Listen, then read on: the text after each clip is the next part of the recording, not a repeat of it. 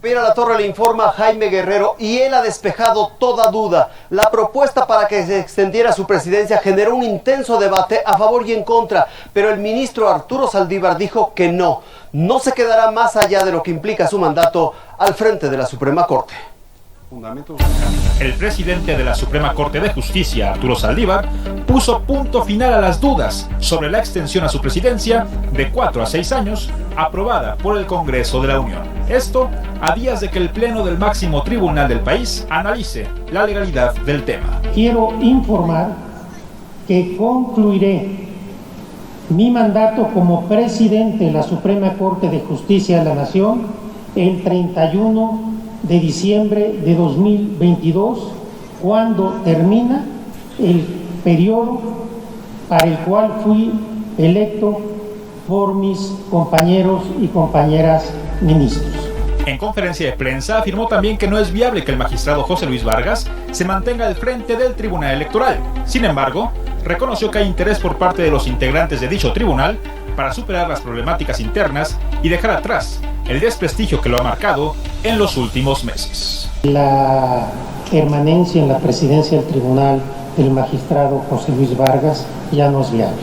No hay condiciones para que él siga en el cargo que él dice que sigue ostentando, y me parece que con realismo y responsabilidad debería de dar un paso al lado. Saldívar también refirió que el decreto anunciado por el presidente Andrés Manuel López Obrador sobre preliberaciones penitenciarias tiene una serie de complicaciones legales y operativas. Muchas gracias, les deseo mucha salud a ustedes y a todas sus familias. Buen día. Juan Pablo Reyes, Fuerza Informativa Azteca. Previo al no del ministro Saldívar y en medio de la rebelión en el Tribunal Electoral, el presidente López Obrador urgió a una reforma en el Poder Judicial. Dijo que jueces, magistrados y ministros están echados a perder. Minutos antes de que Arturo Saldívar rechazara alargar su mandato para impulsar la reforma al Poder Judicial, en Los Cabos el presidente López Obrador ya se había referido al tema. Es lamentable que no quieran al presidente Arturo Saldívar, que quiere llevar a cabo una reforma en el Poder Judicial que urge, porque jueces, magistrados, ministros están echados a perder. López Obrador cuestionó que ese poder evite un cambio. Entonces no quieren que se acabe con la corrupción, con el nepotismo en el Poder Judicial. Hacia ahora pues no quieren, porque los machuchones no quieren que se limpie el Poder Judicial, imagínense. Y pidió acelerar las decisiones del Consejo de la Judicatura Federal que vigila este poder. Les falta entusiasmo, pasión. Ya se están burocratizando, hamburguesando. Lo cierto es que aquí en Los Cabos, Baja California Sur, el presidente López Obrador respaldó a Arturo Saldívar e insistió en que va por la renovación del Poder Judicial. Irving Pineda, enviado, Fuerza Informativa Azteca. Sobre el tema del Tribunal Electoral, el presidente insistió en que la mejor salida a su crisis es que se vaya el magistrado José Luis Vargas, quien fue destituido de la presidencia de la Sala Superior, pero sostuvo que detrás de él se vayan todos los demás. Construyeron algo muy especial los partidos para que solo la partidocracia domine. No pueden legalmente intervenir del Poder Judicial, la Suprema Corte. Ojalá y se arreglen, y lo mejor pues es que renuncien todos. Y sin embargo, las tensiones no ceden en el máximo órgano electoral del país. Los llamados magistrados rebeldes recorrieron hoy las instalaciones del tribunal, donde se designó al nuevo titular de la Secretaría General de Acuerdos.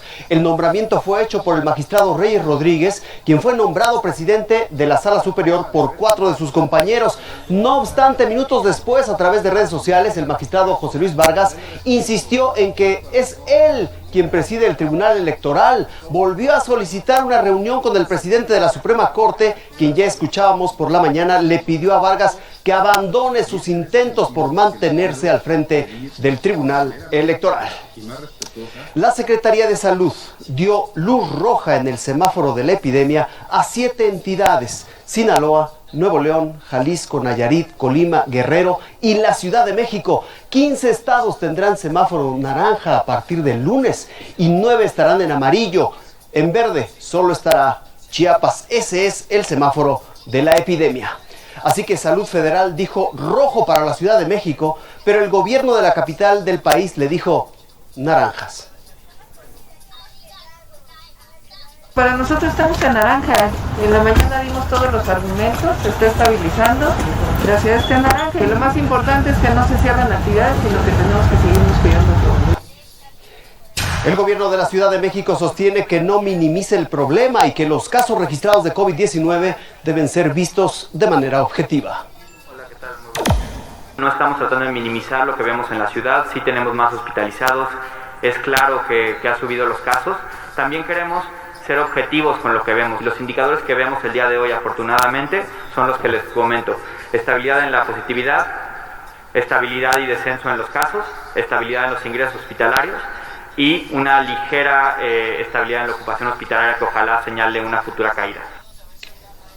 Por su parte, el presidente López Obrador prometió que habrá apoyo de su gobierno para acelerar la reconversión hospitalaria en las entidades con aumento en el número de casos de COVID-19. Vamos a estar pendientes para que se tengan las camas suficientes, ventiladores, médicos, especialistas, y ayudamos a los estados. Sobre el regreso a clases, el presidente adelantó que las actividades educativas serán consideradas esenciales para que los estudiantes puedan regresar a las aulas. Súper esencial. Es básica, es fundamental. Ya no podemos tener a los niños encerrados o dependiendo por entero, por completo del Nintendo. Eso es de veras muy tóxico. La Comisión Federal para la Protección contra Riesgos Sanitarios liberó más de 3.700.000 dosis de vacunas contra COVID-19 que fueron envasadas en nuestro país. Son de los laboratorios AstraZeneca y CanSino. La COFEPRIS detalló que en total han sido liberados 54 lotes con unos 29 millones de dosis de estos dos laboratorios. Como en Estados Unidos, pero en Tabasco, chelas a los vacunados. Carteles como este aparecen desde esta semana en las puertas de al menos 60 restaurantes de la ciudad de Villahermosa. Es la forma como los socios de la Cámara de Restauranteros buscan incentivar la vacunación contra la COVID-19 y propiciar el cuidado de la salud. Y se acordó que todos los que lleguen y presenten ya sea una foto en su celular de su comprobante de vacuna o lo presenten físicamente, pues en algunos establecimientos les dan algún descuento, hay quienes dan alguna bebida, hay quienes dan algún platillo. Cada cliente tiene la posibilidad de elegir su cortesía y así, según la Canirac, se alienta además la reactivación del sector, golpeado por las restricciones y en general por la crisis causada por la pandemia. La verdad es que mucha gente que nos ha visitado nos muestra su comprobante de vacunación y pues agradecidos, tanto nosotros que nos visiten y tanto ellos con el servicio que nosotros le brindamos. Según autoridades sanitarias, en Tabasco cerca de un 70% de la población susceptible de vacunarse ya recibió al menos una dosis, pero existe un rezago, sobre todo en personas de más de 60 años. De ahí la intención de los restauranteros por motivar a más personas a vacunarse. Al final de cuentas, tenemos que cuidarnos entre todos y bueno, qué mejor que pues te recompensen, ¿no? Con una buena cerveza. Los restauranteros convocaron a todos sus socios a sumarse a esta campaña, que tendrá una duración indefinida. José Raúl Reyes, Fuerza Informativa Azteca. La Administración de Medicamentos y Alimentos de Estados Unidos estudia la posibilidad de aplicar una tercera dosis de la vacuna contra COVID-19. Sería inicialmente para personas con problemas de inmunodeficiencia y pacientes con cáncer. De aprobarse, podría arrancar este programa en septiembre. Pero lo importante es que no bajemos la guardia. Como no lo hicieron los jugadores del Tri, el deporte por excelencia en México se pintó de bronce contra viento y marea. Y eso incluyó al aguerrido equipo anfitrión. México, Yara Peinberg Picardo, Silver, Rodrigo Saldívar Mauricio, Gold. Apenas tienen 11 años y ya pusieron en alto el nombre de México. Obtuvieron oro y plata en la competencia internacional de matemáticas, organizada por Indonesia. Es una satisfacción el hecho de saber que, pues, tanto tiempo, tanto esfuerzo, tanta dedicación y hasta sacrificio, pues rinde frutos en esta medalla. Fue mucho tiempo, mucho esfuerzo, muchos exámenes, pero fue divertido. Trabajar en equipo fue muy divertido. Esas preseas no llegaron solas. Se obtuvieron otras 12 de manera individual y 4 más por equipos, la mayoría de bronce, en una competencia donde pequeños de nuestro país se enfrentaron a estudiantes de primaria y secundaria de 30 países, sobre todo asiáticos. Debido a la pandemia por COVID-19, los competidores hicieron el examen a distancia. Lo hicimos pues de manera en línea con 3 cámaras para tener una vista total de 360 grados de todo nuestro espacio de trabajo. Los papás jugaron un papel importante y no solo en los entrenamientos, sino el día del examen.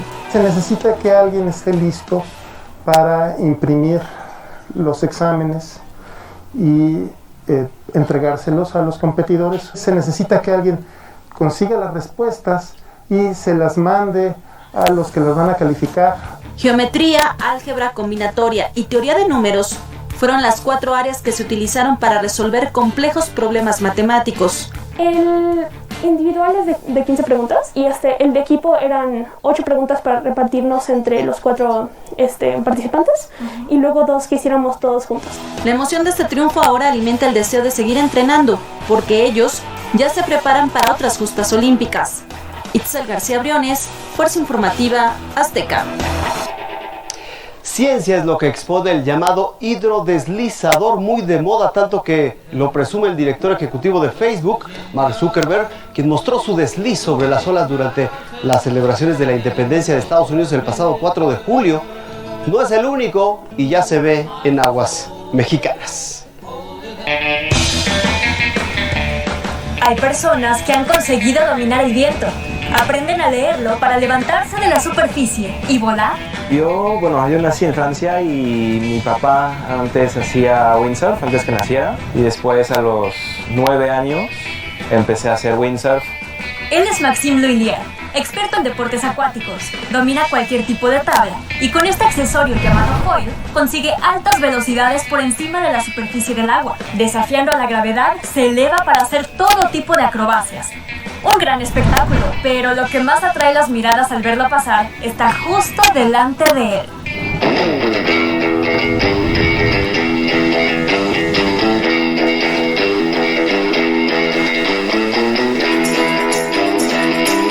Ella es Sasha, la perrita voladora. Y aquí a mis espaldas el claro ejemplo de que los deportes extremos no son solamente para humanos.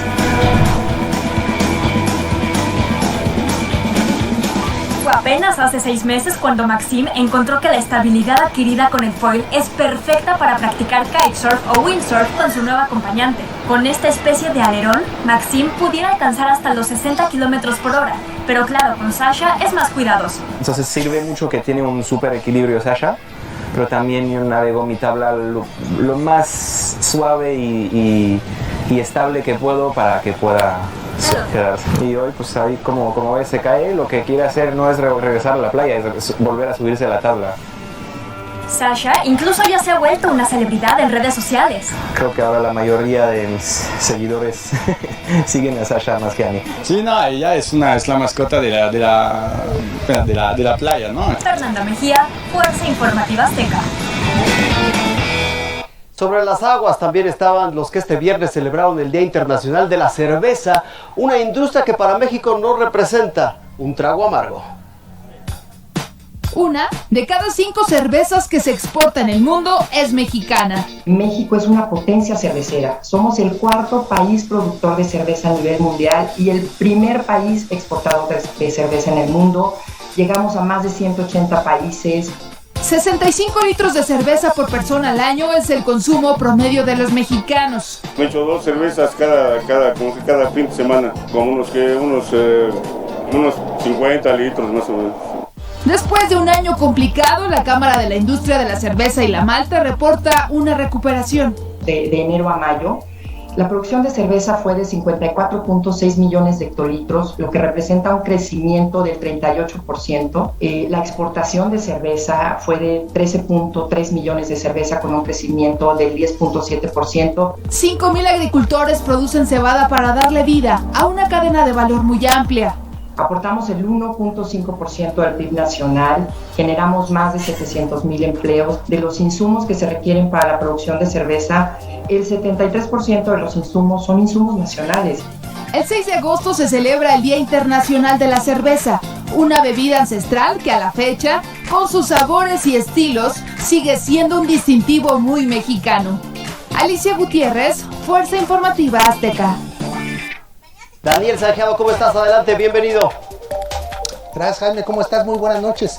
Pues esta semana hubo motín en el Tribunal Electoral y el presidente se aventó el lamento borincano. Te explico en los desechos de la semana.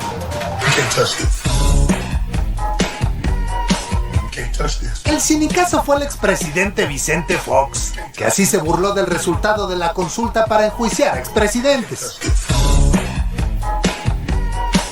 Más allá de la gracejada, la polémica se dio en la autodenominada herradura de la democracia. Y es que los consejeros del buen vivir acusaron una campaña de desinformación en torno a la consulta de Marras. Se ha querido de forma deliberada confundir a la población y de paso dañar al INE. Bueno, yo creo que usted es guasa, ¿verdad? ¡Silencio! ¡Silencio! Tiene la palabra la defensa. ¿Y yo qué digo, señor juez? Pero Morena tenía otros datos. No se dejen engañar por la contracampaña de Lorenzo Córdoba y Ciro Murayama. ¿Lo ven ustedes? Una respuesta típica. En suma, este hombre está pidiendo la acogedora piedad del manicomio. Mira, ya no me defiendas, manito. Lorenzo se hacía el idem y manoteaba el ritmo de las declaraciones. ¿Es falso que el INE no quiera la consulta? ¡Dios mío! ¡Horrible! ¡Qué deshonra para la familia! Quien miente tiene poco compromiso democrático. Mentiras a otro lado. Desde el principio le gritaba a la gente, mangoneando a todo el mundo. Oh, ¿quieres esto? Algo era obvio.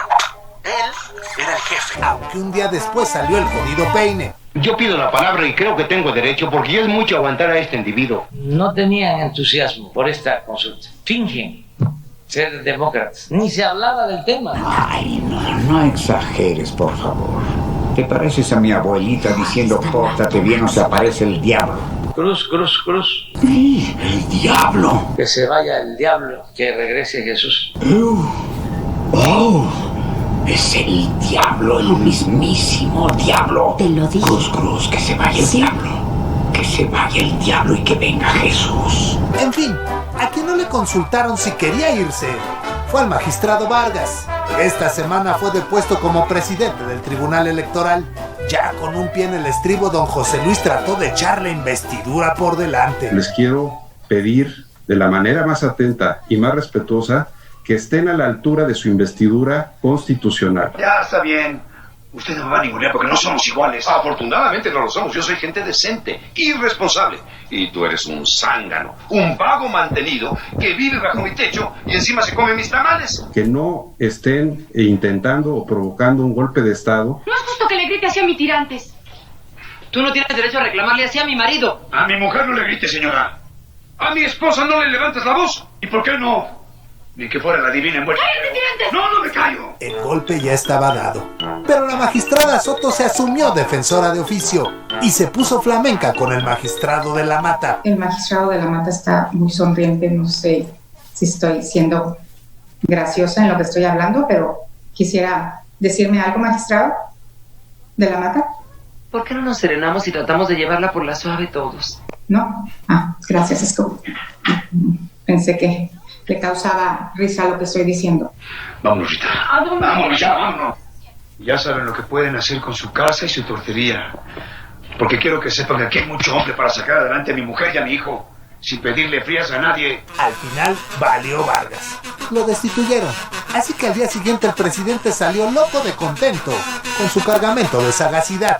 Me enteré ayer de que se reunieron los magistrados y destituyeron al presidente, y resulta que el presidente que eligieron en una ocasión me insultó. ¿Lo ve? Hasta en eso me faltan al respeto. Pero no ponga esa cara, no haga caso de esos chismes diabólicos, nomás lo mortifican. Y ya encaramado en el lamento borincano, vinieron las complacencias. Vamos a escuchar algo, ¿no?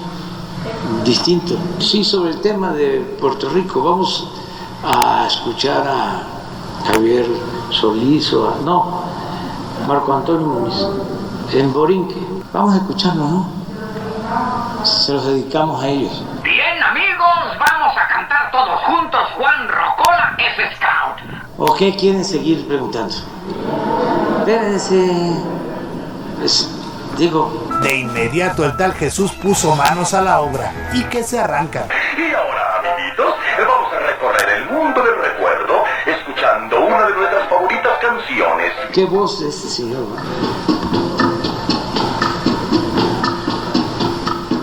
Sale loco de contento con su cargamento para la ciudad, sí.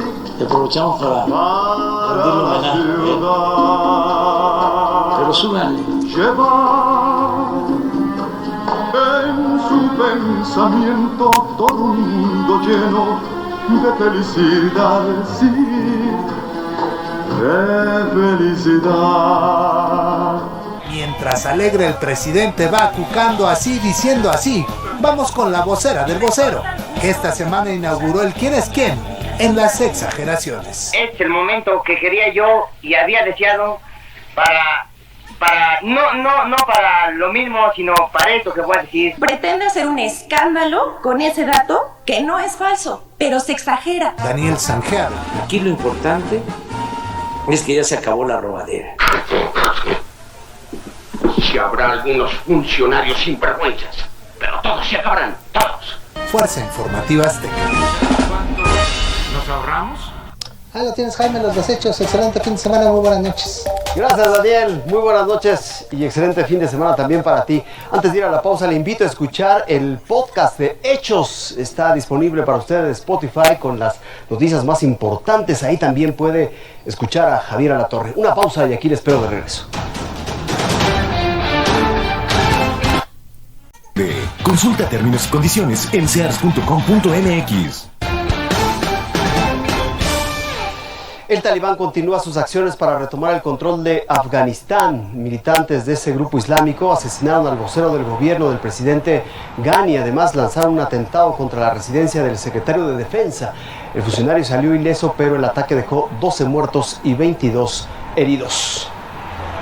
Así que aprovechando el retiro de fuerzas occidentales, el Talibán continúa su avance en distintas partes de Afganistán. Incluso construyó un muro de hormigón en la frontera con Pakistán. A través de su embajador en la ONU, Juan Ramón de la Fuente, México manifestó su preocupación por la violencia en Afganistán. La milicia del Talibán se ha apoderado de más territorio en Afganistán. Ese avance militar preocupa al mundo y también al Consejo de Seguridad de la ONU. Así lo explicó una diplomática. The war in Afghanistan has entered a new, deadlier and more destructive phase. From this strengthened position, they have begun to attack the larger cities. En solo un mes, más de 1,000 civiles han sido asesinados, entre los que hay activistas sociales, periodistas y figuras públicas. Ante esta nueva crisis, México lamentó el peso de la violencia. México deplora los ataques deliberados contra defensores de derechos humanos, trabajadores humanitarios, personal del sector salud, medios de comunicación y grupos minoritarios. Para el embajador de México ante la ONU, Juan Ramón de la Fuente, es preocupante que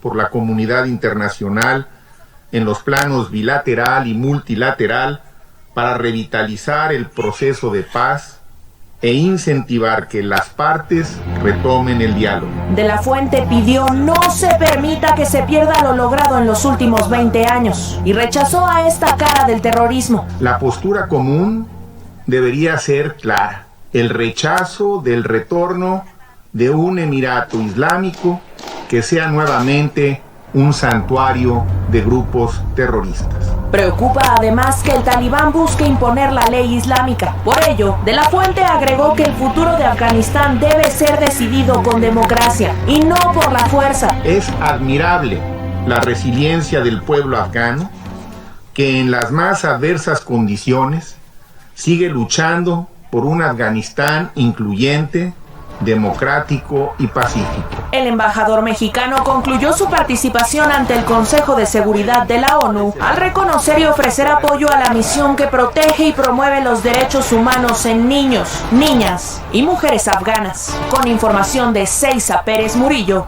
Fuerza Informativa Azteca. Sigue la escalada de violencia en Oriente Medio. Por tercer día, el grupo armado Hezbollah, respaldado por Irán, lanzó decenas de cohetes contra fuerzas israelíes. Hezbollah asegura que fue en represalia a los recientes ataques aéreos de Israel. La ayuda internacional llegó a Grecia, que enfrenta severos incendios forestales. Arribaron 83 bomberos de Francia y 2 aviones de Canadá. Además, se registró la primera víctima, un hombre que murió tras ser golpeado por una torre de electricidad que colapsó por las llamas. Otras 20 personas fueron hospitalizadas, entre ellas 4 bomberos reportados graves. Otro escenario de fuego es California, Estados Unidos. Un centenar de estructuras ha sido destruida por los fuertes incendios forestales. Ya se ha ordenado el desalojo de más de 5,000 personas que habitan las zonas de riesgo. Mientras, el presidente Biden le pone hielo a las críticas de sus opositores y se presume optimista respecto a la economía de su país. Hoy viernes le vamos a informar sobre dinero, pero serán noticias económicas mixtas. Por un lado, el empleo en julio sumó 943,000 nuevos trabajos y eso llevó a la tasa de desempleo a bajar al 5.4%. Pero faltan por lo menos 6 millones de empleos más para regresar al nivel que había antes de la pandemia. El presidente Biden usó la oportunidad de las cifras de ganancia de empleos de hoy para también hablar del acuerdo en el Senado sobre sus paquetes económicos de infraestructura y decir que estamos camino a una recuperación económica. Historic investment in roads and rail and transit and bridges and clean energy and clean water. It will enable us not only to build back, but to build back better than before the economic crisis hit. Pero hay algo más: la desesperación y la realidad del mercado laboral. El ataque republicano es contra el gasto propuesto por los demócratas, $3.500 billones para salud, educación y cambio climático. Y usan esta inflación como pretexto. They're going to transform our economy back to where it was in the 70s, where inflation was so high, it ate away middle-class families' savings. Pero este economista dice que la inflación es pasajera. The good news is, as we get into 2022, we're likely to see some of these prices cool down and normalize. Esa normalización es urgente para dar confianza a la gente y quitar el fantasma de la pandemia. La recuperación todavía está lejos de ocurrir, a pesar del optimismo que está poniendo el presidente Biden. La realidad de las cosas es que la gente en Estados Unidos sigue sintiendo el pellizco y lo sigue sintiendo fuerte. A Washington, Armando Guzmán, Fuerza Informativa Azteca. Sé que a pesar del cansancio, somos la familia que soñaron. Descansen, el mundo los necesita despiertos. Restonic, el colchón de tu sueño.